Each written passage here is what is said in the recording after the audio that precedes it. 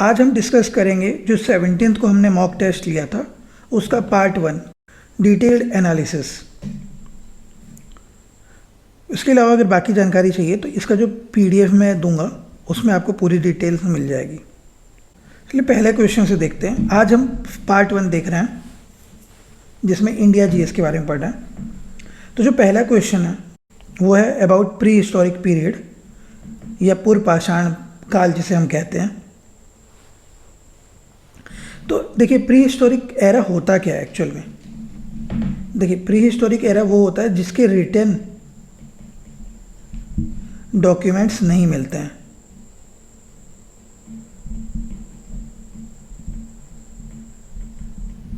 ठीक है, मतलब इसके साक्ष्य नहीं मिलेंगे आपको कहीं भी रिटन, और अगर मिल भी रहे हैं तो डिसाइफर नहीं हुआ। इसमें 3 हिस्सों में बांटा जाता है, पैलियोलिथिक, ठीक है, मीसोलिथिक और नियोलिथिक। अगर इसको बोले लिथिक मतलब क्या, लिथिक मतलब होता है स्टोन। तो स्टोन यानी ये वो स्टोन एज है जो बहुत पुराना स्टोन एज है, ये मिडिल स्टोन एज है और ये नियो स्टोन एज है। नाम से ही दिख रहा होगा नियो से यानी नियो। देखिए पैलियोलिथिक एज जो है वो अराउंड 2.5 बिलियन ईयर्स से स्टार्ट होता है पुराना BCE से, जो कि चलता है अराउंड 10,000 BCE तक। मीसोलिथिक एज को अब देखेंगे तो ये 10,000 से लेके 8,000 BCE तक चलता है, और नियोलिथिक जो है 8,000 से 3,000। अब ये जो तीनों नामांकन या तीनों नॉमेनक्लेचर हुआ है ये क्यों हुआ है, क्योंकि ये हुआ है ऑन द बेसिस ऑफ जो स्टोन का जो शेप होता था ना उसके बेसिस पे कि स्टोन कितने धारदार होते थे, कितने या तो ब्लंट होंगे या कितना शार्पनेस होता था। तो बेसिकली देखिए लिखा भी हुआ है कि स्टोन की पॉलिश्ड के ऊपर, तो ये प्री पैलियोलिथिक में अनपॉलिश्ड होते थे, फिर मीसोलिथिक में थोड़े पॉलिश्ड हुए और नियोलिथिक तक अच्छे खासे पॉलिश्ड एंड शार्प एज वाले स्टोन टूल्स मिलने लगे। इन पूरे समय में आपको दिखेगा हंटर्स एंड गैदरर्स ही होते थे, मतलब हम क्या करते थे कि हम मार के खाना खाने का काम करते थे, हम एक जगह सेटलमेंट नहीं करते थे। तो अगर पैलियोलिथिक साइट देखें तो नोटेबल साइट्स कौन सा भीमबेटका है, पचमरी है, नर्मदा वैली है और ललितपुर है। इसके अलावा अगर आप मीसोलिथिक एज का देखेंगे तो नोटेबल है बागौर राजस्थान में, आदमगढ़ MP में, जिसे हम कई जगह पे किताबों में आजमगढ़ भी लिखा होता है, कोल्डीवाह UP में और सिद्धि MP में। इसके अलावा नोटेबल साइट्स जो है नियोलिथिक एज के वह चिरांद बिहार में, बुरज़ोहम कश्मीर में, मेहरगढ़ पाकिस्तान में और चाहुंद्रो। देखिए क्वेश्चन में आपसे पूछा गया था कि जो डोमेस्टिकेशन के बारे में, तो नोटेबल डोमेस्टिकेशन जो सबसे अर्लीस्ट पाया जाता है वो कुत्ते का होता है, डॉग का, जो कि मीसोलिथिक एज में मिला है। ये मिला है बागौर में राजस्थान में और आदमगढ़ MP में। कैटल्स का भी मिला है जो कि मीसोलिथिक एज के बाद नियोलिथिक एज में मिलता है। कैटल्स मतलब जो आपके पशु होते हैं जिनसे आप मतलब दुग्ध वगैरह निकालते हैं, जैसे बुल्स हो गया, जेबू हो गया, शिप्स हो गया, गोट्स हो गया, ऐसे। ये इनका आपको साक्ष्य मिलेगा मेहरगढ़ से। और पिग्स भी मिले हैं, पिग्स के रिमेन्स भी मिले हैं मीसोलिथिक एज के। ये मिला है कोल्डीवा से, बुरज़ोहम से। ठीक है, तो इस क्वेश्चन का जैसे क्वेश्चन में पूछा गया था तो इस क्वेश्चन के हिसाब से आपको दिख गया कि इस क्वेश्चन में पूछा है सबसे पहला स्टेटमेंट कि हंटिंग और फिशिंग और गैदरिंग करते थे, जो कि बिल्कुल सही है। दूसरा बोला आजमगढ़, जिसे हम आदमगढ़ भी बोलते हैं कई जगह पे, मध्य प्रदेश में और बागौर राजस्थान में, दोनों सही है। तो इसका बोथ 1 and 2 आर करेक्ट। चलिए अगला क्वेश्चन देखते हैं। अगला क्वेश्चन जो है अभी जो है हम देख रहे हैं हिस्टोरिकल या हिस्ट्री के क्वेश्चंस। तो अब 7वां क्वेश्चन देखिए। 7वां क्वेश्चन क्या बोलता है, अबाउट फिरोज शाह तुगलक और उसके कुछ डिपार्टमेंट। ठीक, तो जो फिरोज शाह तुगलक था वो 3rd रूलर था तुगलक डायनेस्टी का, जिसका टाइम पीरियड था 1351 से लेके 1388 तक। ठीक है, फिरोज शाह तुगलक ने कुतुब मीनार रिपेयर करवाया। अभी देखिए एक क्वेश्चन और आगे आएगा जिसमें कुतुब मीनार के बारे में पूछा है, तो उसे मैं और डिटेल में बता दूंगा। फिरोज शाह तुगलक ने जो कुछ डिपार्टमेंट सेटअप किए थे उनमें से था एक दीवाने खैरात। खैरात मतलब चैरिटी। ठीक है, दीवाने कोही यानी एग्रीकल्चर डिपार्टमेंट, और दीवाने बंगदान यानी स्लेव, ठीक है। बंदगन भी बोलते हैं जिनको, बंदी, बंदी से निकला है बंदगन, ठीक है, स्लेव। इसके अलावा उन्होंने पब्लिक वर्क डिपार्टमेंट जिससे रिपेयर मॉन्यूमेंट्स और बिल्डिंग्स होते थे, उसका एक डिपार्टमेंट ही सेटअप किया, ठीक है।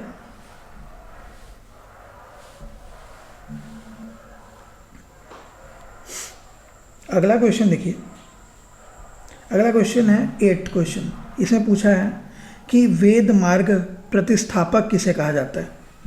तो देखिए इस तरह के क्वेश्चंस कई बार पूछे गए हैं कि टाइटल्स, खासकर विजयनगर एम्पायर या साउथ इंडियन चोला एम्पायर हो गया, इस तरह के जो एम्पायर्स में टाइटल्स का बहुत चलन था, तो टाइटल्स के बारे में पूछा गया। जैसे वेद मार्ग प्रतिस्थापक, प्रतिस्थापक यानी कि जिसने स्थापना की हो, ठीक है। तो बुका 1 इसका आंसर होगा, क्वेश्चन में पूछा है। और इसके अलावा हरिहरा 2, इन्होंने अपना नाम वेद मार्ग प्रवर्तक रखा है, वेदिका मार्ग स्थापनाचार्य भी बोला जाता है, ठीक है। तो ये क्वेश्चन इसलिए दिया जा रहा है ताकि आप इस तरह के टाइटल्स को समझें, ठीक है। देखिएगा ज़्यादातर टाइटल्स जब भी पूछता है तो साउथ इंडियन जितने भी जो आपके रीजन थे, वहाँ पे जितने भी एम्पायर्स थे, उनके यहाँ टाइटल्स का बहुत चलन होता था, तो चलन के कारण ही वहाँ से क्वेश्चन पूछे जाते हैं। देखिए अगला क्वेश्चन 9th क्वेश्चन है। ये पूछा है कि अकबर का जो कॉन्कर हुआ था, मतलब कॉन्क्वेस्ट, यानी अकबर ने कौन कौन से जगह को जीता था, उसके बारे में पूछा है। तो सबसे पहले तो अकबर का जो रेन था, यानी जो उसका टाइम पीरियड था, वो था 1556 से 1605 तक इन्होंने राज किया। सबसे पहले 1556 में पानीपत के युद्ध के बाद इन्होंने गद्दी हथियाई, ठीक है, इनको गद्दी मिली। उसके बाद इन्होंने 62 में मालवा का युद्ध जीता, फिर 64 में गोंदवाना, 68 में चित्तौड़ रणथंभौर में, 72 गुजरात, 73 सूरत, फिर 74 बंगाल और 81 काबुल। ऐसे करते हुए देखिए कश्मीर, सिंध, उड़ीसा, कंधार और लास्ट में असीरगढ़ फोर्ट ये जीता। इसके बाद इनकी मृत्यु हो गई 1605 में। देखिए हमसे क्वेश्चन में क्या पूछा था, मालवा, गोंडवाना, गुजरात और काबुल। तो इससे दिखता है आपको कि पहले मालवा हुआ, फिर गोंडवाना हुआ, फिर गुजरात हुआ, फिर काबुल हुआ। तो इसका आंसर होगा बी, ऑप्शन बी। देखिए अगला क्वेश्चन है 10th क्वेश्चन। ये पूछ रहा है काकोरी ट्रेन रॉबरी से। एक तो सबसे बड़ी बात है कि ये क्वेश्चन पूछा जाने का कारण ये है कि काकोरी ट्रेन रॉबरी हुई थी 9 अगस्त 1925 में, ठीक है। इसके अलावा ये अगर आप टाइम पीरियड देखें 1925, तो ये ऑलमोस्ट कितना साल हो गया है, ये होने वाला है 100 साल, इसलिए इम्पॉर्टेंट है।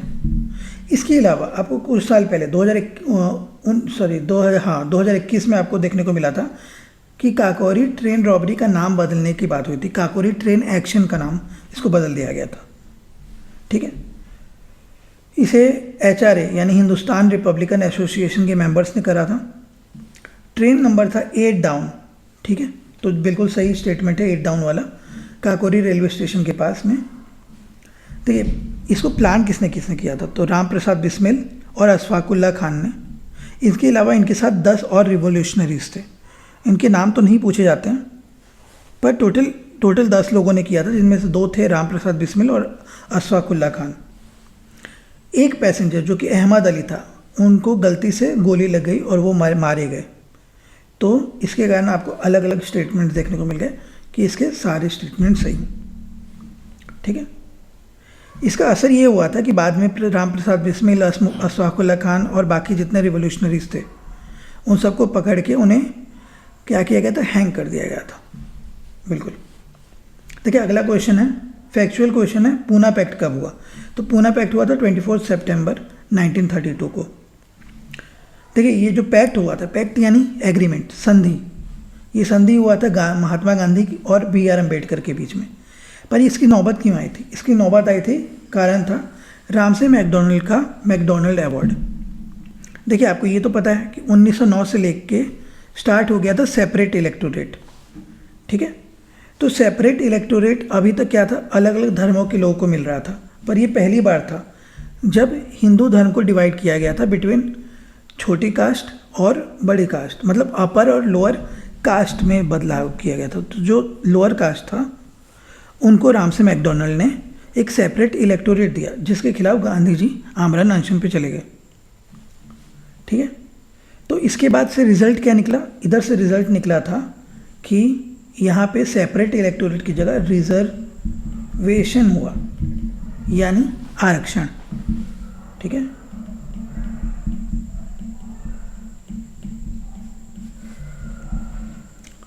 देखिए अभी तक हमने हिस्ट्री का क्वेश्चन देख लिया, अब थोड़े से आर्ट एंड कल्चर से रिलेटेड क्वेश्चन हैं उनको देखते हैं।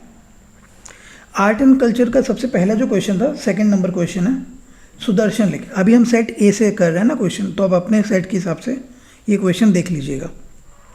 सुदर्शन लेक, ठीक है, सुदर्शन लेक है कहाँ? काठियावाड़ जिला, गुजरात में। ठीक, तो बेसिकली ये है गुजरात में, इतना ही याद रखिएगा तो काफ़ी है। इसको सबसे पहले कंस्ट्रक्शन किसने किया था? तो पुष्यगुप्त ने किया था, पुष्यगुप्त वैश्य। ये कौन थे? गवर्नर गिरनार, जो कि किसके राज्य में थे? ये थे चंद्रगुप्त मौर्य के राज में। ठीक है, इसके अलावा इसको रीबिल्ड यानी वापस से बनाने का काम, ठीक है, पुनरुत्थान जिसे हम बोलते हैं, ये किसने किया? अशोका ने, रुद्रदमन ने, स्कंदगुप्त ने। ठीक है, बाद में और भी लोगों ने किया, पर ये इंपॉर्टेंट, तो ये चारों ही ऑप्शन सही हैं। ठीक है, फिर अब देखिए साइंस का क्वेश्चन है कि नेचुरल सोर्स ऑफ लाइट किसे कहते हैं? ठीक, इनमें से इन ऑप्शंस में नेचुरल सोर्स ऑफ लाइट कौन नहीं है, यानी प्राकृतिक स्रोत। ठीक, तो प्राकृतिक स्रोत होने का कारण क्या होगा? जो सेल्फ ल्यूमिनेटिंग है, यानी खुद से जलते हैं। ठीक, तो खुद से जलने वालों में स्टार और सन, ये दोनों एक ही चीज़ें हैं। ठीक है, सूर्य भी तो एक तारा ही है ना। ठीक, इसके अलावा फायरफ्लाई, जिसे हम हिंदी में जुगनू भी बोलते हैं, तो अब जुगनू के पीछे देखे होंगे टेल के पास, वहाँ पे जलता है। पर इनमें से एक ऑप्शन है मून। मून क्यों नहीं है? क्योंकि मून जो है चंद्रमा, इसका अपना प्रकाश नहीं होता है, ये सूर्य के प्रकाश से प्रज्वलित होता है, यानी लाइट कहाँ से होता है? सनरेज से। देखिए अगला क्वेश्चन पूछा है कि कौन सा वेव्स है जिसके माध्यम से स्पेस में लोग बात करते हैं, तो वो है रेडियो वेव्स, क्योंकि ये वैक्यूम में भी, ठीक है, वैक्यूम में भी ये ट्रैवल कर सकता है, घूम सकता है।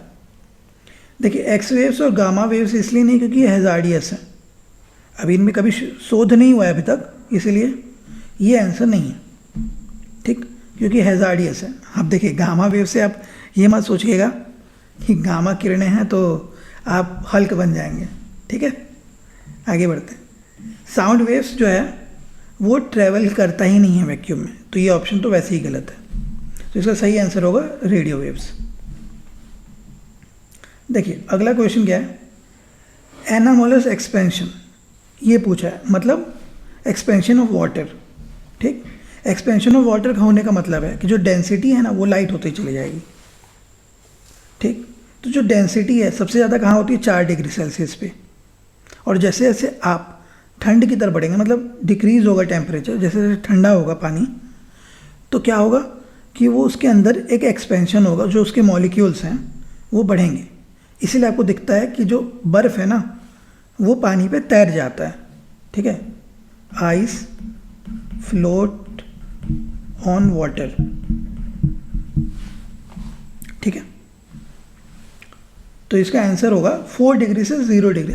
देखिए रेंज पूछा है तो रेंज 0 से 4 भी हो सकता है, पर ये ऐसा इसलिए नहीं है क्योंकि ये एनसीईआरटी में भी दिया है, प्लस इसके कारण ये देखिए क्योंकि 4 डिग्री से 0 डिग्री की तरफ जब हम बढ़ते हैं ना तो उसके मॉलिक्यूल्स में एक्सपेंशन होता है, एनामोलस एक्सपेंशन।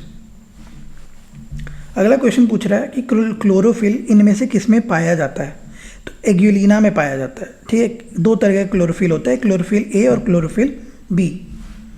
जब एक एनफ सनलाइट इसको मिलती है तो क्लोरोफिल ए और बी के माध्यम से ये क्या करता है? अपना फूड प्रोड्यूस करता है। बाकी इनमें से कोई ऑप्शन नहीं करते, एमोबा तो बिल्कुल नहीं करता है। ठीक है, आगे बढ़ते हैं। देखिए अगला क्वेश्चन है, ये क्वेश्चन कहता है अबाउट 1813 चार्टर एक्ट, 1813 का चार्टर एक्ट। तो अगर आप 1813 का चार्टर एक्ट पढ़ेंगे तो कोई इसमें साफ साफ लिखा है कि मोनोपोली ख़त्म हो गया था। ठीक है, क्योंकि जो ब्रिटेन था, ब्रिटेन में और दूसरी कंपनियों ने भी हस्तक्षेप देना स्टार्ट कर दिया था। बोला कि भाई सिर्फ और सिर्फ एक कंपनी को मोनोपोली क्यों मिले, हमें भी मोनोपोली मिलनी चाहिए। तो क्या हुआ कि वहाँ से पार्लियामेंट से एक रूल बना जिसमें मोनोपोली ख़त्म नहीं की, लेकिन पूरी तरह नहीं हुई थी, ठीक है। 3 चीज़ों में, चाय का, अफीम का और चाइना के साथ व्यापार का, ये तीनों में मोनोपोली अभी भी स्थापित थी, ठीक है। तो ये पूरी तरह मोनोपोली ख़त्म नहीं हुई, लेकिन हाँ मोनोपोली ख़त्म हो गई थी। अब ये चार्टर मतलब क्या होता है, ठीक है। तो चार्टर मतलब क्या होता है ये भी बता दूं। चार्टर मतलब होता है एनी एग्रीमेंट, ठीक है, और ट्रीटी, ठीक है, संधि, जो कि किसी स्पेसिफिक टाइम के लिए होता हो, ठीक है। कोई टाइम पीरियड दिया हो, जैसे यहाँ पे 20 साल दिया होता था, ठीक है। आप अगर पहला चार्टर देखेंगे तो उसमें 200 साल दिया था। तो हर चार्टर में कुछ स्पेसिफिक टाइम पीरियड होता है, टाइम। तो इसमें पहला ऑप्शन तो सही है, 3 चीज़ों को छोड़ के मोनोपोली खत्म हो चुकी थी। सॉवरेनिटी ऑफ क्राउन, यानी कि जो सत्ता थी ना, सत्ता का संप्रभुता भारत के क्षेत्र में व्यापकता से लाया गया, ठीक है। यानी कि इंडिया में जो सॉवरेनिटी ऑफ क्राउन है ना, उसको असर्ट किया गया। सॉवरेनिटी यानी संप्रभुता, यानी लॉज जो बनने चालू हो गए ना, वो क्राउन की तरफ से सीधे सीधे स्टार्ट हो गए बनना। देखिए, क्योंकि यहाँ पे दिख रहे हैं ना आपको, मोनोपोली तो ख़त्म ही हो गई, तो अब दूसरे जो एक्टर्स हैं उनको भी तो साथ लेके चलना है, इसीलिए। पावर टू इम्पोज टैक्सेस, ठीक है, इसको बढ़ा दिया गया। और साथ ही साथ punishment of non payment of taxes भी दिया गया।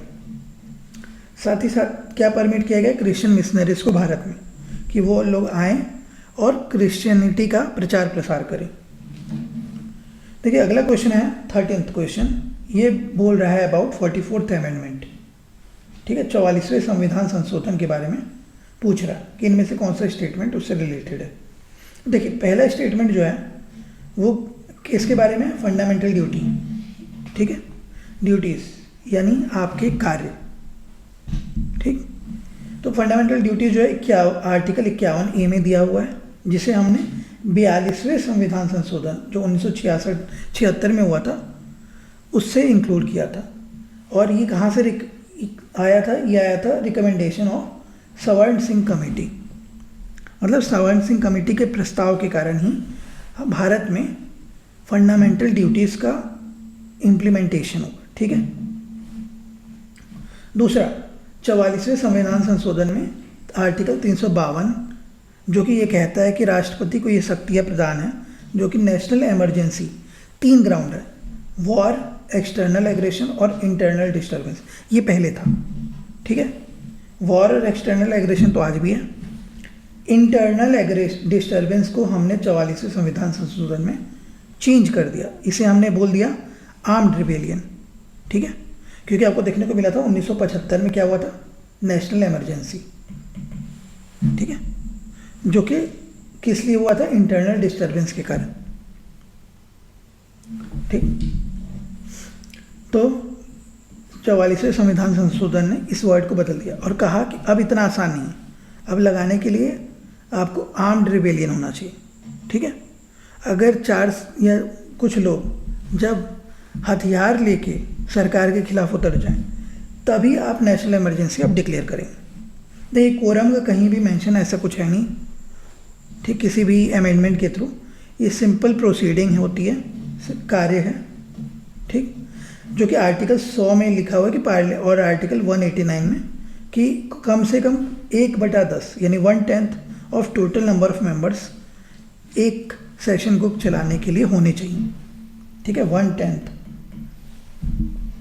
लास्ट में देखिए जो इस चौथा स्टेटमेंट है वो बोलता है कि डिज़ास्टर मैनेजमेंट या नेशनल डिज़ास्टर डिक्लेयर करने का बात कहा गया। देखिए ये होता है डिज़ास्टर मैनेजमेंट एक्ट या दूसरे डिफरेंट एक्ट्स के थ्रू, ठीक है। नेशनल डिज़ास्टर हो गया जैसे फ्लड, अर्थक्वेक, पेंडेमिक्स, ये सब होते हैं डिज़ास्टर मैनेजमेंट एक्ट 2005 से, ठीक है। अभी जो आपका कोरोना आया था ना, ये भी इसी के माध्यम से हमने नेशनल डिज़ास्टर घोषित किया था, पेंडेमिक था इसलिए। ठीक, अगला क्वेश्चन देखते हैं। 14वां क्वेश्चन क्या कहता है, पूछा है कि इनमें से कौन कभी सुप्रीम कोर्ट के चीफ जस्टिस नहीं रहे हैं। ठीक है, तो केडी हेगड़े नहीं रहे हैं, बाकी सब रहे हैं। इनका कार्यकाल देखिए। एस राजेंद्र बाबू कब थे, 34वें चीफ जस्टिस थे। ठीक, 2004 से 2004 मतलब एक कुछ बहुत कम समय के लिए रहे थे ये, 34th चीफ जस्टिस। एम.एन. वेंकटचिल्लई, ये कब से, 93 से लेके रहे थे। ठीक है, फरवरी 1993 से लेके अक्टूबर 1993 तक ये 25th चीफ जस्टिस थे। और सतशिवम, ये कब थे, 2014, 13 से 14 में, ये 48th 40वें थे। ठीक है, अभी आगे एक और क्वेश्चन पूछा भी है, जहाँ पे अभी जो अभी नए चीफ जस्टिस ऑफ इंडिया बने हैं उनके बारे में पूछा है। 15वां क्वेश्चन क्या पूछ रहा है, ये बोल रहा है about ambassadors and diplomatic personnels. ठीक है, आर्टिकल 14, आर्टिकल 15, आर्टिकल 16। ठीक है, तो एक्चुअली इसमें पूछा गया है कि एम्बेसडर्स वगैरह को जो सिविल और क्रिमिनल चार्जेस हैं उनसे इम्यूनिटी कैसे मिली, मतलब उससे बचाव कैसे होता है। ठीक है, तो ये सिंपल सा है, ये वियना कन्वेंशन के थ्रू होता है और दूसरे अंतर्राष्ट्रीय संधियों के द्वारा होता है। ठीक है, इसका किसी भी आर्टिकल से लेना देना नहीं है। आर्टिकल 14 क्या कहता है कि ये कहता है equal protection of law and equality before law. ठीक है, यानी विधि के सामने सब लोग समान हैं और विधि का बचाव करना जरूरी है। ठीक है, इक्वल प्रोटेक्शन होना चाहिए। आर्टिकल 15 प्रोहिबिट करता है डिस्क्रिमिनेशन, यानी भेदभाव। इसके लिए सिर्फ 5 ग्राउंड है, एक रिलीजन यानी धर्म, रेस यानी कि वो मतलब आपका वर्ण, कास्ट यानी जाति, लिंग सेक्स और प्लेस ऑफ बर्थ यानी जन्म का स्थान। ठीक है, बस ये 5 चीज़ें हैं, रिलीजन, रेस, कास्ट, सेक्स और प्लेस ऑफ बर्थ। आर्टिकल 16 क्या कहता है, ये कहता है अपॉर्चुनिटी के बारे में, इक्वल अपॉर्चुनिटी देनी चाहिए पब्लिक एम्प्लॉयमेंट पे। ठीक है, यानी गवर्नमेंट जॉब्स में। ठीक है, प्राइवेट जॉब में मत जाइएगा, प्राइवेट में नहीं होता ये लागू। आर्टिकल 16 सिर्फ पब्लिक एम्प्लॉयमेंट या गवर्नमेंट जॉब्स में। ठीक है, या गवर्नमेंट जहाँ भी रिक्रूट करती हो वहाँ पे। क्वेश्चन नंबर 16 क्या बोलता है, आर्टिकल 112 में एक दिया हुआ है कंसोलिडेटेड फंड ऑफ इंडिया के बारे में। ठीक है, इसके अलावा आर्टिकल 266 में कंसोलिडेटेड फंड कैसे कंस्टिट्यूट होता है इसके बारे में दिया है। तो आर्टिकल 112 जो है बेसिकली मनी बिल है, तो इसमें बताया है कि किनको किनको ये पैसे दिए जाते हैं। ठीक है, मतलब किनको किनको जो सैलरीज या अलाउंसेस मिलता है वो कंसोलिडेटेड फंड ऑफ इंडिया से दिया जाता है। ठीक है, तो सबसे पहले तो प्रेसिडेंट को। ठीक है, इसके अलावा chairman, deputy chairman of council of states यानी कि Rajya Sabha, speaker and deputy speaker of Lok Sabha. ठीक है, उसके अलावा गवर्नमेंट ऑफ इंडिया ने किसी का डेट यानी कि किसी का कर्ज लिया हो उसको। ठीक है, इसके अलावा सैलरी, पेंशन्स, ये सब किसका, जजेस ऑफ सुप्रीम कोर्ट। ठीक, इसके अलावा पेंशन फेडरल कोर्ट के लोग, जजेस का। ठीक है, फेडरल कोर्ट यानी कि जहाँ पे भी बेसिकली सुप्रीम कोर्ट का ही पार्ट है फेडरल कोर्ट, पर फेडरल कोर्ट का मतलब होता है वो कोर्ट जो कि सिर्फ राज्य या केंद्र राज्य के मध्य जब भी कोई भी प्रॉब्लम्स होती हैं उनको सॉल्व करता है, यानी सेंटर स्टेट एंड स्टेट। ठीक है, पेंशन पेएबल किसको, जजेस ऑफ हाई कोर्ट। ठीक है, इसके अलावा आपको दिखेगा कि किसको, कैग को, comptroller and auditor general, CAG, इनको भी पेमेंट मिलता है कहाँ से, कंसोलिडेटेड फंड ऑफ इंडिया से। ठीक, इसके अलावा कोई भी ऐसी चीज़ें जहाँ पे जजमेंट, डिक्री या अवार्ड आर्बिट्रल ट्रिब्यूनल के द्वारा, ठीक है, आर्बिट्ररी ट्रिब्यूनल होता है, ठीक है, उसके द्वारा अगर होता है तो उसमें जो भी पैसे लगें, ठीक, उसके जजमेंट में, उसमें जो भी जाएगा वो जाएगा कंसोलिडेटेड फंड ऑफ इंडिया से। अगला क्या है, एक्सपेंडिचर, जो कि कॉन्स्टिट्यूशन या पार्लियामेंट डिक्लेयर करेगा किसी लॉ के थ्रू। ठीक है, तो हमारे क्वेश्चन में क्या क्या पूछा था, वो यहाँ से आपको दिख जाएगा कि चार्ज अपॉन कहाँ से होता है, कौन कौन होते हैं। ठीक है, salaries and allowances of chairperson, ठीक है, होते हैं। अलाउंसेज ऑफ कैग होते हैं, अभी होता है। ठीक है, आर्बिट्रल ट्रिब्यूनल के लिए भी होता है। और लास्ट में है आपका वाइस प्रेसिडेंट लिखा हुआ है। ये एक्चुअल में वाइस प्रेसिडेंट नहीं है, ये डेप्यूटी चेयरमैन है।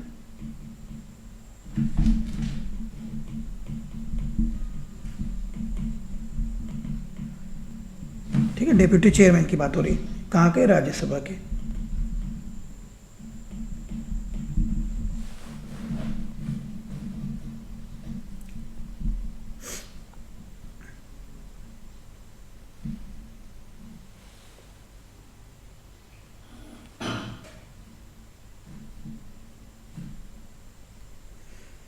ठीक है, अगला क्वेश्चन है 17th। देखिए, इसमें पूछा है कि राष्ट्रपति यानी प्रेसिडेंट के पावर्स कौन कौन से आर्टिकल्स दिखाते हैं। तो मैंने इसमें सारे आर्टिकल्स के बारे में दे दिया। आर्टिकल 52 क्या करता है, प्रेसिडेंट जो है उनका ऑफिस को इस्टेब्लिश करता है। मतलब एक तरह से एक चीज़ बताता है कि एक भारत में एक प्रेसिडेंट का एक ऑफिस होना चाहिए। आर्टिकल 53 क्या बोलता है कि एग्जीक्यूटिव पावर्स ऑफ प्रेसिडेंट, ये तो सही हो गया, पावर के बारे में पूछा है। 74 क्या बोलता है, प्रेसिडेंट क्या करेगा, एक्ट करेगा on the advice of council of minister, यानी बिना COM, जिसमें प्राइम मिनिस्टर भी इंक्लूडेड है, उनके बिना सहमति के या उनके बिना अनुमोदन के ये प्रेसिडेंट कोई भी एक्ट नहीं कर सकता। ठीक है, बिना उनके एडवाइस के। यानी क्या बात हो गया, इसका मतलब हो गया कि डिस्क्रिशनरी पावर नहीं है राष्ट्रपति को।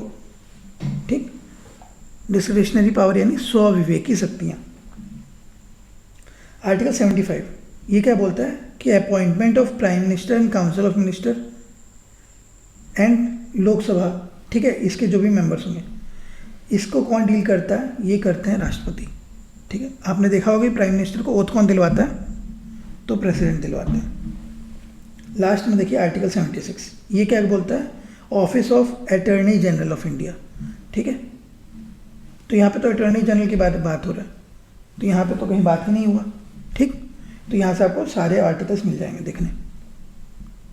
आर्टिकल 18 में क्वेश्चन 18 में चलते हैं। क्वेश्चन 18 बोल रहा है कि कौन से मैटर में, ठीक, क्वेश्चन 18 क्या कहता है, क्वेश्चन 18 कहता है कि इनमें से कौन से मैटर में राज्यसभा और लोकसभा की शक्तियाँ एक बराबर है। ठीक है, इक्वल है। तो इक्वल कहाँ कहाँ है, जब प्रेसिडेंट को अपॉइंट करना होता है। ठीक है, दोनों जगह से लोग वोट डालते हैं। ठीक, और साथ ही साथ ऑर्डिनेंस। ठीक, राष्ट्रपति जब ऑर्डिनेंस करते हैं, जब कोई सेशन में नहीं होता है कोई हाउस, तो पावर होता है प्रेसिडेंट के पास कि ऑर्डिनेंस के साथ कोई लॉ बना सकते हैं। तो उस लॉ को पास करने का काम दोनों सदन करता है। इलेक्शन ऑफ प्रेसिडेंट तो बता ही दिया। इम्पीचमेंट ऑफ प्रेसिडेंट भी करते हैं। ठीक है, जॉइंट सिटिंग सिर्फ लोकसभा का जो स्पीकर होता है ना, या फिर लोकसभा का जो मेंबर होगा, अगर स्पीकर अवेलेबल नहीं है तो। ठीक है, तो ये ऑप्शन गलत हो गया। और creation of knew all India service, ये अगर राज्यसभा मना कर दिया, ये राज्यसभा की पावर है। ठीक है, राज्यसभा जब तक नहीं चाहेगी तब तक कोई भी नया ऑल इंडिया सर्विस नहीं बन सकता। अगला 6th है, तो देखिए 4th और 5th तो गलत हो गया, तो सारे ऑप्शन हटा दीजिए। 4th गलत, 4th गलत, 5th गलत, तो बच गया आपका क्या, 1 2 3 6। Extension of jurisdiction of union public service commission, ये दोनों लोग साथ में करते हैं। देखिए, ये तो बहुत फैक्चुअल क्वेश्चन है कि 2011 सेंसस के हिसाब से बताना है कि पॉपुलेशन डेंसिटी कितनी थी। ठीक है,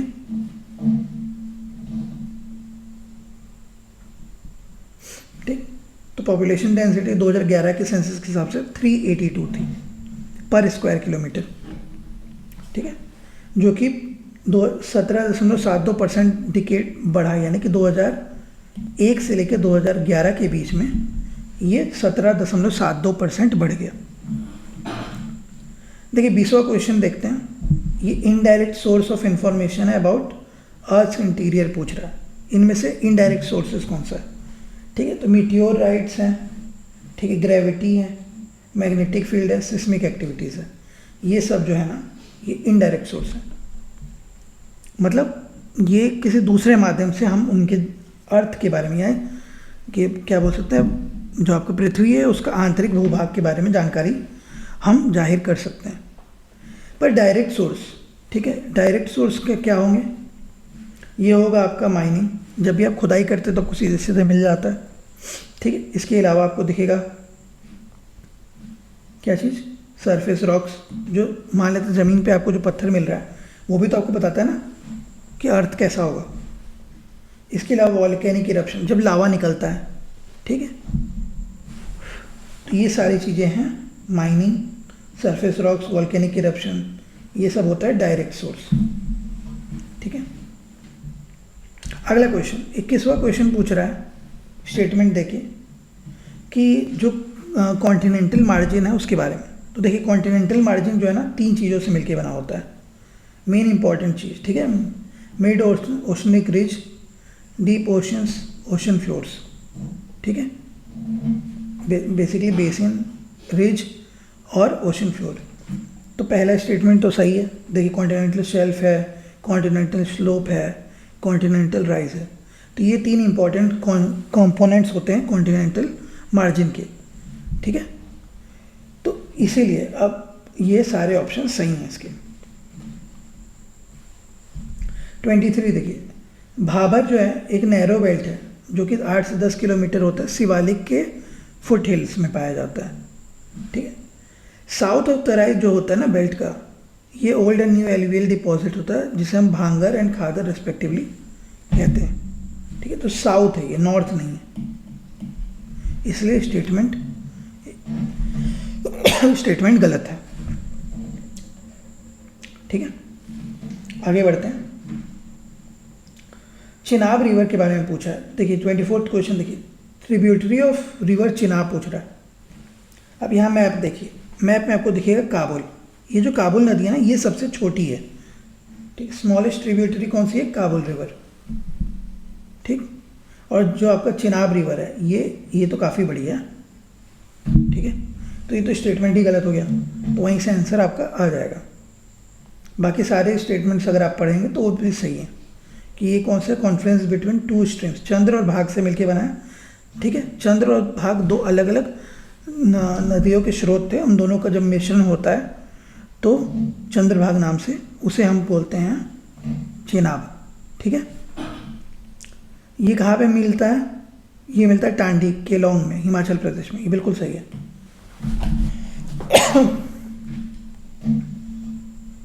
ठीक है। अगला 25वां क्वेश्चन, ये बोल रहा है एलुवियल सॉइल के बारे में, ठीक। कैरेक्टरिस्टिक्स ऑफ एलुवियल, ये जलोढ़ मिट्टी जिसे हम बोलते हैं, ये काफ़ी फर्टाइल होता है, ठीक, उर्वरक उपजाऊ होता है। इसका टेक्सचर जो होता है ना वो सैंडी क्लेई टाइप का होता है, ये मिनरल रिच होता है। तो यहाँ पे आपको देखिए कि जलोढ़ मिट्टी में बहुत ज़्यादा ही कृषि प्रधान मिट्टी होती है। ब्लैक सॉइल, काली मिट्टी, ये कहाँ पाया जाता है, ये मिलता है तमिलनाडु के पार्ट में, मध्य प्रदेश, महाराष्ट्र। ये कैसे होता है काली, ये होती है वॉल्केनिक ओरिजिन से, जो आपने लावा देखा होगा, लावा निकलता है जब ठंडा होता है तो काला हो जाता है ना, तो ये उससे निकला है ब्लैक सॉइल। एरिड यानी कि आपका जो आपको कहाँ मिलेगा, ये मिलेगा राजस्थान के आसपास, गुजरात वाले, जैसे रण ऑफ कच्छ हो गया, ये सब। एरिड मतलब होता है आपका डिजर्ट, ठीक है, मरुस्थल। और लास्ट में रेड येलो सॉइल, लाल पीली मिट्टी, ठीक है। लाल पीली मिट्टी ज़्यादातर कहाँ पाई जाती है, साउथ इंडिया में या डेक्कन प्लेट्यू में, ठीक है। छत्तीसगढ़ में भी आपको देखने को मिलेगा निचले हिस्सों में, ठीक है। पठारी इलाकों में ज़्यादा पाई जाती है जहाँ पे रिवर वैलीज होती हैं। अब क्वेश्चन नंबर 26 देखिए, लक्ष्मण टेम्पल खजुराहो के बारे में बोल रहा है। एक लक्ष्मण टेम्पल छत्तीसगढ़ में भी आगे क्वेश्चन में है, ठीक है। ये लक्ष्मण टेम्पल खजुराहो का है। तो ये कब बना था, ये 10वीं सदी में बना था। कैसा है, ये नगर स्टाइल का है जिसमें विमान होता है, मंडप होता है, शिखर होता है, ठीक है। तो नगर स्टाइल का आप कभी चित्रण करें तो बताइएगा, विमान होता है उसमें, एक मंडप होता है और एक शिखर होता है, ये कंपलसरी है, होना ही होना है।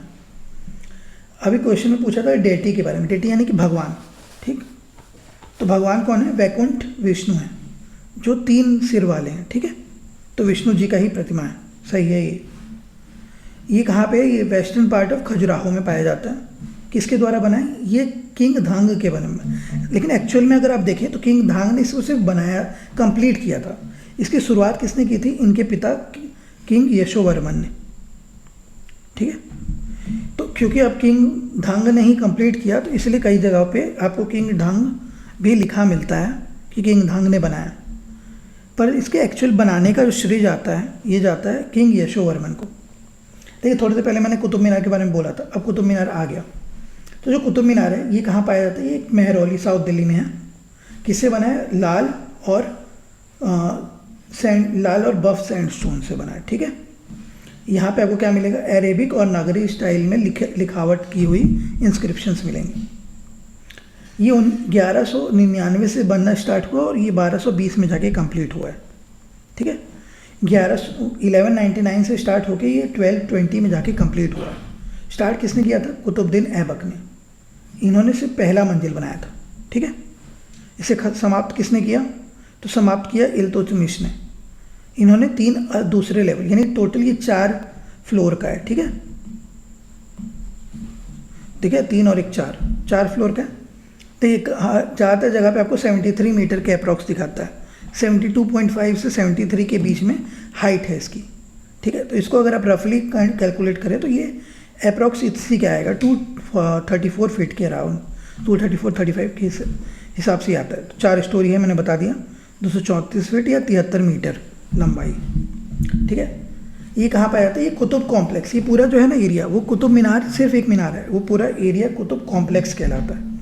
इसके अंदर क्या क्या है? कुव्वतुल इस्लाम मॉस्क है, ठीक है। अलाई दरवाज़ा है और अलाई मीनार है। इसके अलावा आपको आयरन पिलर भी है, ठीक है। तो ये सब मिला दिया जाए ना कुतुब मीनार के साथ, उसको बोलते हैं हम कुतुब कॉम्प्लेक्स। कुतुब मीनार किसके नाम पे बना है? तो ख्वाजा कुतुबुद्दीन बख्तियार काकी के नाम पे ऐसा माना जाता है, ठीक है। क्योंकि ख्वाजा कुतुबुद्दीन बख्तियार काकी जो थे ना, वो सूफी सेंट थे और संत इनको मानता कौन था? इल्तुतमिश,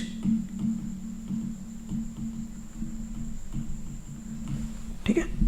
इल्तुतमिश ने बहुत मानता था। क्या नाम था? ख्वाजा कुतुबुद्दीन बख्तियार काकी, ठीक है। आगे बढ़ते हैं। अब देखिए, आर्ट फॉर्म के बारे में पूछा। पटुआ, ठीक है, पट्टचित्र, मंजूषा और लास्ट में फाड़। ये सब के सब क्या है? ये सब स्क्रोल पेंटिंग है, ठीक है। स्क्रोल यानी गोल घुमा दिया जाए वैसे कपड़े। आप देखेंगे गमछा वगैरह टाइप जो हम लोग देते हैं ना लोगों को पहनाने के लिए, तो ये इसको हम बोल सकते हैं कपड़ों पे भी होता है, क्लोथ पे, सारे के सारे, ठीक है। पटुआ कहाँ पाया जाता है? ये पाया जाता है, ये इसका नाम कैसे आया? तो जो जिस कपड़े में बनाया जाता है ना, उसे हम बोलते हैं पट्टी या पट्टा। ये पाया जाता है वेस्ट बंगाल में। पट्टचित्र कहाँ से? ये उड़ीसा से लिया गया है, ठीक है। ये भी लगभग पटुआ जैसा ही है, स्क्रोल पेंटिंग ही है और पटुआ जैसा। तो पट्टचित्र और पटुआ लगभग एक ही जैसा है, बस उड़ीसा में इसका शुरुआत हुआ था पट्टचित्र का, ठीक है। पट्ट मतलब कपड़ा, चित्र मतलब उसके ऊपर उकेरा हुआ चित्र, तो दोनों लगभग सेम ही है। मंजूषा आर्ट, ठीक है, ये भागलपुर बिहार में मिलता है, ठीक है। ये कहाँ? ठीक है, भागलपुर बिहार में। तो इसको जो बनाया जाता है ना, वो बनाते कैसे हैं? एक टेम्पल शेप बॉक्स होता है 8 पिलर का, जो कि बम्बू या जूट या पेपर से बनता है, तो जूट कपड़े से भी बनता है, ठीक है। इसके अंदर आपको क्या देखने को मिलेगा? उकेरा क्या जाता है? तो एक वहाँ का फोकलोर, ठीक, फोकलोर मतलब वहाँ की किंवदंती, कहानी, जो लोकल कहानियाँ होती हैं, कथाएँ होती हैं, उसे। तो ये है बिहुला और बिशारी का, ठीक है। बिहुला बिशारी की कहानी है, उसको हम इसमें दर्शाते हैं। एक बिहुला और बिशारी नाम के 2 लड़का लड़की थे, उनके ऊपर। फाड़ पेंटिंग जो है ना, राजस्थान में पाया जाता है। स्क्रोल पेंटिंग है ये भी एक तरह से। देखिए, इसका चित्रण दिखा देता हूँ। ये फाड़ है राजस्थान, ठीक। दूसरा है पट्टचित्र, ये दिख रहा है आपको, जगन्नाथ भगवान की मूर्ति के साथ पट्टचित्र, ये भी याद रख सकते हैं। जगन्नाथ भगवान, उड़ीसा, पट्टचित्र, ठीक है। पटुआ, ठीक है, ये है वेस्ट बंगाल में। पट्टा है कपड़ा, ऐसा पट्टा लंबा पट्टा है ना, देख रहे हैं ना, ऐसा है। और मंजूषा, देखिए कहानी है ये है, और सांप है, अलग अलग कहानियों के साथ बताया जाता है, किंवदंतियाँ हैं। ठीक है, अगला, ये बहुत फैक्चुअल क्वेश्चन है, पूछा है कि भाई इनमें से कौन सा सबसे पुराना और साफ लैंग्वेज है, प्योरेस्ट और ओल्डेस्ट, तो ये तमिल है। ठीक है, ये 3rd सेंचुरी BC से ही पाया जाता है। अगला क्वेश्चन है 30वां, ये पूछा है बौद्धिज्म से। ठीक है, तो वज्रयान, वज्र नाम से दिख रहा होगा आपका, तो ये कैसा तांत्रिक है, तो बिल्कुल तांत्रिक है ये। ठीक है, तंत्र, मेडिटेशन, योगा, मंत्रा, रिचुअल्स, इन पे, यानी ये हिंदुइज्म से इन्फ्लुएंस है। हिंदू धर्म के रीति रिवाजों से ये बहुत ज़्यादा ही आकर्षित है। ठीक है, इसमें एम क्या होता है, लक्ष्य क्या होता है? वज्रयान जो भी वज्रयान बुद्धिज्म को फॉलो करते हैं उनका एक ही लक्ष्य होता है कि एक ही जीवन में आप बुद्ध या बोधिसत्व की प्राप्ति करें। ठीक है, आप बुद्ध बन जाए। ये लोग हमेशा किसी एक स्पिरिचुअल गुरु के अंदर में ही काम करते हैं, मतलब इनका कहना है कि कोई गुरु होगा जो हमें उस पाथ तक ले जा सकता है जहाँ पे आपको क्या मिलेगा, बुद्ध का प्राप्ति होगा। ठीक है, जिसे हम बोधिसत्व भी बोलते हैं, तो ठीक है, बोधिसत्व है ये। तो इसका एग्जाम्पल है दलाई लामा। ठीक है, दलाई लामा भी वज्रयान बुद्धिज्म से ही प्रेरित है। ठीक है, ये बेस्ड किसके, महायान सेक्ट से। ठीक है, महायान स्कूल से। ठीक है, आगे बढ़ते हैं, 31वां क्वेश्चन देखते हैं। जैनिज्म, ये बिलीव क्या करता है कि हर एक जीवन में आत्मा होती है और हर आत्मा के पास एक शक्ति है कि वो कभी भी डिवाइन हो सकती है। कर्म जो है ना, वो उसके माध्यम से आप रीबर्न कर सकते हैं, यानी ये लोग भी कर्म और रीबर्थ पे मानते हैं, पुनर्जन्म पे। इनका एक और बिलीव है कि ये अहिंसा, हार्मलेसनेस पे बिलीव करते हैं, अहिंसा पे। सेक्ट कौन कौन से, दिगंबर और श्वेतांबर, 2 सेक्ट हैं। दिगंबर जो होता है ना, इनका कहना है कि कुछ भी हमारा नहीं। ठीक है, हम कुछ भी नहीं लेके आए हैं ना लेके जाएंगे, इसीलिए दिगंबर लोग को आप देखे होंगे कि नग्न होते हैं। ठीक है, श्वेतांबर श्वेत कपड़े पहनते, कुछ इनका कहना है कि हमारी कुछ ही चीज़ें हैं, बहुत कम। देखिए 8 सेक्रेड सिंबल्स क्या क्या है, दर्पण है, कलश है, भद्रासन है, ठीक है, वर्धमान का है, मत्स्याम मार्ग है, ठीक है, श्रीवत्स है, नंदीवर्त है और स्वास्तिका है। ठीक है, नंदीवर्त भी स्वास्तिका जैसे ही होता है, एक डिज़ाइन है। तेरापंथी जो है ना, यह है श्वेतांबर सेक्ट का, दिगंबर सेक्ट का नहीं है। और मृग पार्क, जिसे हम डियर पार्क बोलते हैं। ठीक है, डियर पार्क जो है ना, ये है किसका, बुद्धिस्ट साइट है, ना कि ये जैनिस्ट साइट है। ठीक, सारनाथ में पाया जाता है। पतिलाना टेम्पल कहाँ है, तो पतिलाना टेम्पल, पतिलाना जगह है गुजरात में, भावनगर डिस्ट्रिक्ट में। ठीक है, कौन सा हिल में, तो शत्रुंजया हिल में पाया जाता है। और शिखरजी टेम्पल कहाँ है, ये भी जैन साइट है, ये गिरिडीह झारखंड में, पारसनाथ हिल में पाया जाता है। ठीक है, ये देखिए, ये है डियर पार्क, ये है सारनाथ में, ये पतिलाना टेम्पल है ये पूरा, और यह है शिखरजी। ठीक है, गिरिडीह में, झारखंड में। आगे देखिए क्वेश्चन नंबर 32 क्या बोल रहा है, ऑक्टेन नंबर के बारे में। ठीक है, तो ऑक्टेन नंबर क्या होता है, नॉकिंग।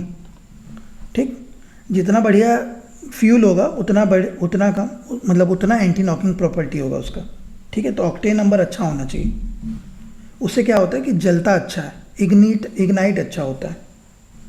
ठीक है, यही तो लिखा है कि ऑक्टेन नंबर मेजर क्या करता है कि resistance of knocking during combustion, जब जल रहा है ना फ्यूल या तेल, तो नॉकिंग कितना हो रहा है, उससे बचाव कैसे हो रहा है। ठीक है, तो नॉकिंग इज़ अनडिज़ायरेबल कंडीशन, ये चाहता कोई नहीं है, क्योंकि इससे क्या होता है कि फ्यूल अच्छी तरीके से जलता नहीं है। इसी कारण आपको कई बार CO2, कार्बन मोनोऑक्साइड, इस तरह की गैसेस निकलते हुए दिखेंगी, या आप देखेंगे पीछे से काला धुआं निकलता है। ठीक है, ब्लैक, वो भी इसी के कारण होता है।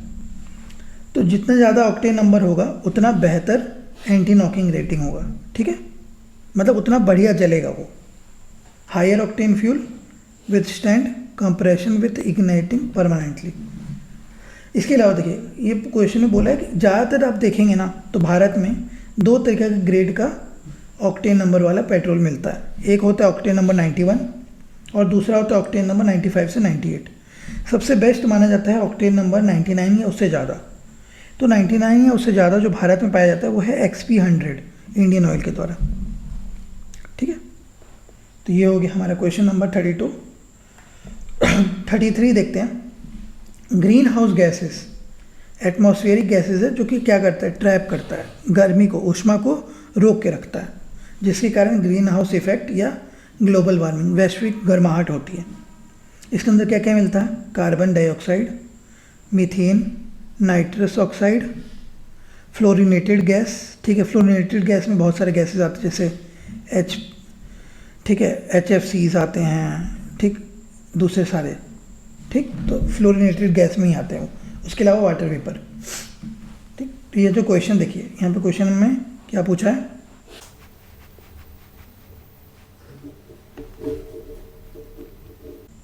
देखिए यहाँ बोला है ना हेक्साफ्लोराइड, ये तो ये फ्लोरीन वाले हो गए, पर फ्लोरोकार्बन ये भी फ्लोरीन फैमिली का हो गया, तो ये दोनों सही हैं। अब आगे देखते हैं 34। ओजोन होल क्या होता है, ओजोन होल होता है एंटार्क्टिका के ऊपर जो थिनिंग हो रहा है ना, जो पतलापन हो रहा है उसे ही हम बोलते हैं। दूसरा, ये साउदर्न हेमिस्फीयर में स्प्रिंग सितंबर से नवंबर के बीच में ज़्यादा होता है, क्योंकि इसी टाइम पे आपको दिखेगा कि बहुत सारे CFCs वगैरह निकलते हैं मार्केट में, मतलब CFCs एनवायरनमेंट में निकलता है। ठीक है, तो ये सीजनल है, बिल्कुल सीजन का असर पड़ता है इस पर। ग्रीन प्लांट्स जो होते हैं ना वो 1% करते हैं, ना कि 10% करते हैं एनर्जी को। ठीक है, एनर्जी का जो एनर्जी डिस्ट्रीब्यूशन है वो 10% होता है। मतलब मान लेते हैं कि किसी प्लांट ने कुछ खाया तो उससे 10% एनर्जी वो एब्जॉर्ब करेगा, बट ये कहाँ पूछो कैप्चर कर रहा है अबाउट 10, तो ये 1% होता है। ठीक है, ना कि 10%, तो स्टेटमेंट 2 गलत हो जाता है। ठीक, ये लिखा भी है कि केमिकल एनर्जी में कन्वर्ट करता है। ठीक है, सब्सिक्वेंट लेवल पे 10% एनर्जी अवेलेबल होता है। ठीक है, एक के बाद एक लेवल जब हम देखेंगे तो वो 10% होता है, ना कि वो 10% कैप्चर करता है। ठीक, तो फोटोसिंथेसिस का प्रोसेस कैसे होता है, सबसे पहले रिएक्टेंट्स पानी और कार्बन डाइऑक्साइड, सनलाइट एब्जॉर्ब करता है पिगमेंट क्लोरोफिल से, लास्ट में ग्लूकोज बनता है C6H12O6 और ऑक्सीजन O2। ठीक है, जो हमारे लिए ज़रूरी है वो है O2, और दूसरा ग्लूकोज बन जाता है वाटर और कार्बन डाइऑक्साइड से। क्वेश्चन नंबर 36 देखिए, ग्रास, गोट और ह्यूमंस। ठीक, तो ग्रास क्या है, ये है प्रोड्यूसर, ये है प्राइमरी कंज्यूमर,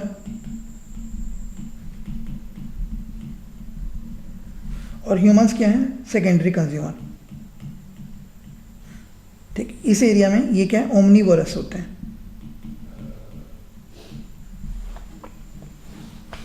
ठीक है, तो लेवल हमेशा ऐसे ही बढ़ता है, प्रोड्यूसर से प्राइमरी, फिर सेकेंडरी और फिर टर्शरी। ठीक है, टर्शरी में और भी वैसे आते हैं जैसे सिर्फ और सिर्फ मांस खाने वाले जैसे शेर वगैरह। ठीक है, हम 37 देखते हैं। 37 पूछ रहे हैं मीना माता कन्वेंशन मरकरी पे जो हुआ था, तो ये अडॉप्ट किया गया था 2013 में। ठीक, जिससे लक्ष्य क्या था, लक्ष्य था कि मरकरी पॉल्यूशन उसको पूरी दुनिया में कम करना है। ठीक, इसको ये आया कब से था, ये 16 अगस्त 2017 से लागू हुआ। मीना माता डिजीज़ एक डिजीज़ है जो कि मरकरी के कारण होता है। ठीक, ये इसका आया कहाँ से था, ये जापान से आया था। मीना माता सिटी ऑफ जापान 1956 में क्या हुआ था, इंडस्ट्रियल डिस्चार्ज के कारण। किसका डिस्चार्ज हुआ था, मिथाइल मरकरी का, जो कि पानी में गया, तो पानी में ठीक उसने कंटामिनेट किया सी फूड को। अब ये किसने किया था, तो ये किया था चीज़ो कॉरपोरेशन ने। इतना ज़्यादा डीप में पूछेगा नहीं, पर फिर भी ठीक है। इंडस्ट्रियल डिस्चार्ज था मिथाइल मरकरी का, किसके द्वारा, चीज़ो कॉरपोरेशन। ठीक, कंटामिनेट किया है सी फूड खाए लोग और लोग बीमार पड़ गए। Term signifies its role central bank. ठीक है, managing, regulating, banking system. Question पूछा था banks of bank, bank of banks, ठीक है। तो बैंक ऑफ बैंक के लिए क्या करता है, वो रेगुलेट करता है, मैनेज करता है और बैंकिंग सिस्टम करता है। इसीलिए हम इसको दूसरे और कौन से नाम बोलते हैं हम, लेंडर ऑफ लास्ट रिसॉर्ट। यानी जब सब सारे बैंक्स के पास पैसे कम हो जाते हैं तो लास्ट में आरबीआई ही देता है, ठीक है।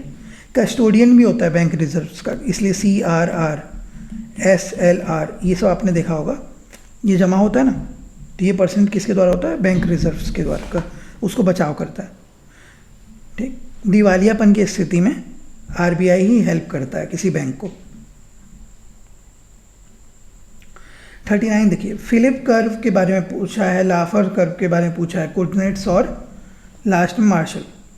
देखिए क्वेश्चन पूछा था कि इनमें से कौन सा कर्व किसके बारे में बताता है, लाफर्स कर्व के बारे में, टैक्स और टैक्स रेट, ठीक है।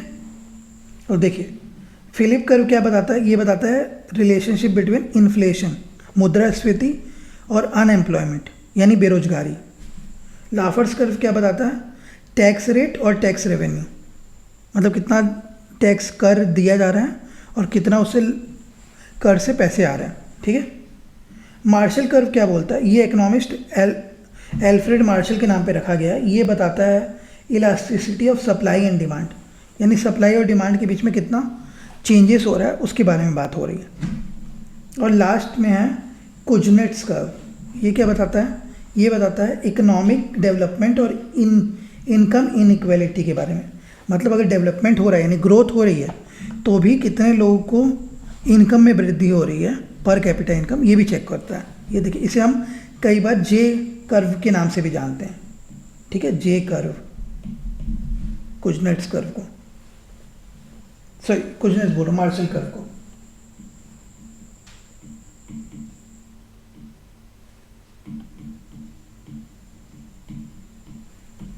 ठीक है, मार्शल को देखिए दिख रहा है डायग्राम, यहाँ से इलास्टिसिटी के बारे में ऐसे ऊपर जा रहा है, ठीक।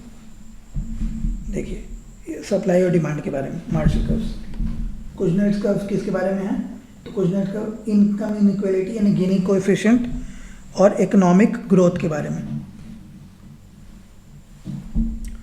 देखिए अगला क्वेश्चन है कि नेशनल इनकम कमेटी ये कब बनी, तो ये 1949 में गवर्नमेंट ऑफ इंडिया के द्वारा। उस समय चेयरमैन कौन थे इसके, PC महालनोबिस, जिन्हें अभी भारत रत्न भी मिला है, ठीक है।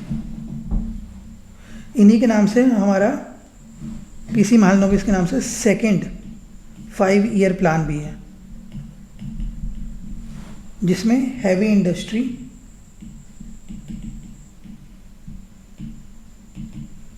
And MSME medium small scale enterprises के बारे में बात हुई है, उसको बढ़ावा देने की बात की गई थी, ठीक है। समझ गया है, आगे बढ़ते हैं। तो आगे CSO के बारे में बोला। CSO क्या है, ministry of statistics and programme implementation, यही करता है नेशनल इनकम को कंपाइल, ठीक है।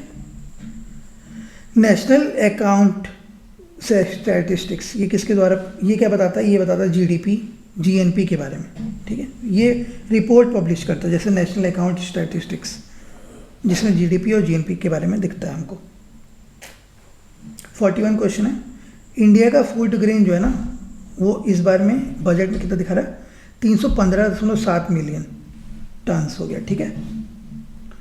इकोनॉमिक अफेयर्स इन समय, सॉरी ये दिखेगा आपको 315.7 million tonne Indian food grain. Budget में क्या बोल रहा है इस बार, वो बजट में विकसित भारत के लिए 9 डिफरेंट प्रायोरिटी या 9 सेक्टर्स के बारे में बात किया गया है। ये 9 सेक्टर्स कौन से हैं, productivity and resilience in agriculture, ठीक, employment and skilling, inclusive human resource development and social justice, manufacturing and serving, urban development, energy security, infrastructure, innovation and next generation reforms, ठीक है। इसमें रूरल डेवलपमेंट नहीं है, यहाँ से आंसर आ जाएगा। MSP क्या होता है? एमएसपी होता है कि गवर्नमेंट गारंटी देती है कि इतने दाम में तो उस क्रॉप को खरीदेगी ही सरकार, ठीक है। तो ये जो क्वेश्चन है एमएसपी के बारे में, तो इसमें क्वेश्चन में देखिएगा एक सनफ्लावर लिखा है, वो सनफ्लावर नहीं होगा, वो सैफ्लावर होना चाहिए, ठीक। ये सनफ्लावर नहीं होकर सैफ्लावर होना चाहिए। इसका मतलब होता है कुसुम, ठीक, कुसुम, ठीक है। बार्ली और लेंटिस ये सब कहाँ पे पाया जाता है? ये राबी में है। सनफ्लावर अगर हो ना तो सनफ्लावर सीड्स होता है, ये आता है खरीफ में। सोरगुम ये भी क्या है? ज्वार का ही फॉर्म है, ये भी आता है खरीफ में, ठीक है।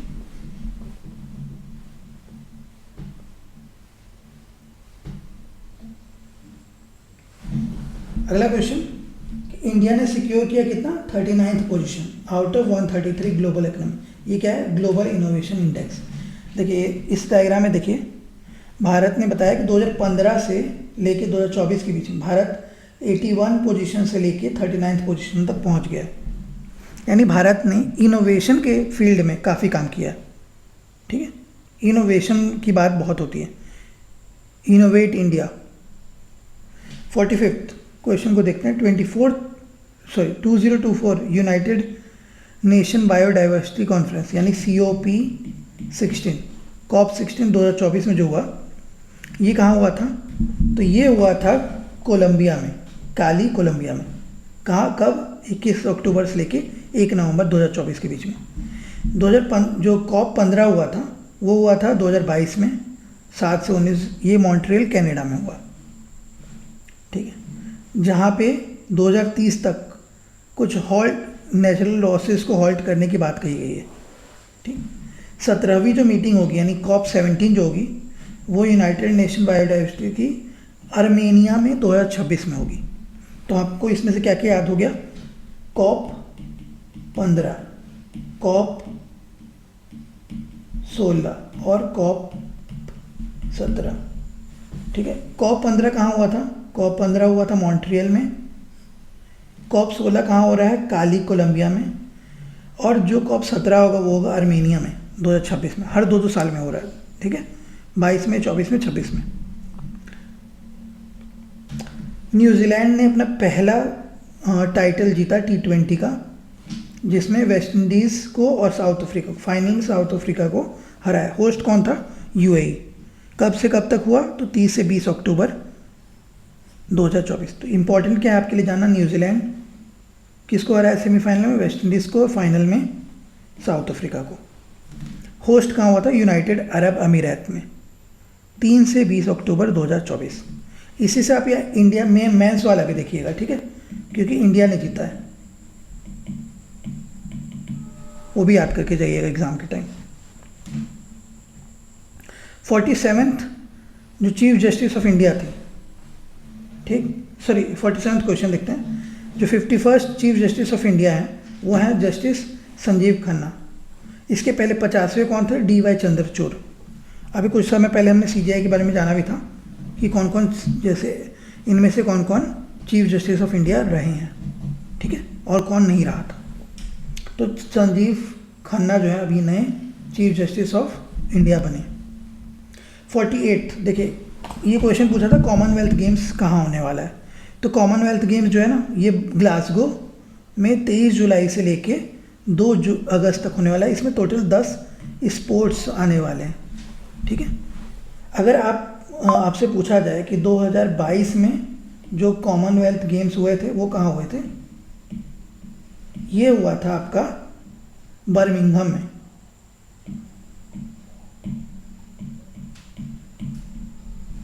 ब्रिटेन